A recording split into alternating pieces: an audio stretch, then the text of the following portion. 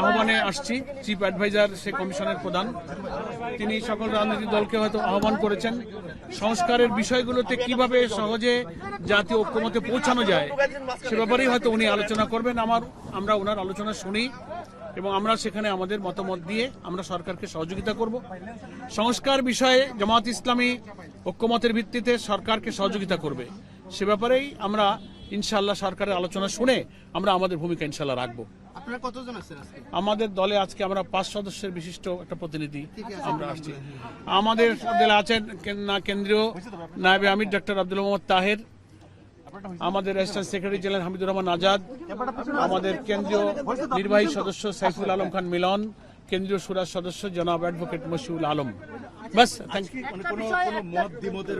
না আজকে তো চিফ অ্যাডভাইজার কনসেনসাস কমিশনের চিফ হিসেবে সকলকে আহ্বান জানাবেন যে সংস্কারমূলক কাজে রাজনৈতিক দলগুলোর মধ্যে ঐক্যমত্য তৈরির প্রচেষ্টা ওনারা চালাচ্ছেন, সেই কাজে জামায়াত ইসলাম ইনশাআল্লাহ সহযোগিতা করবে।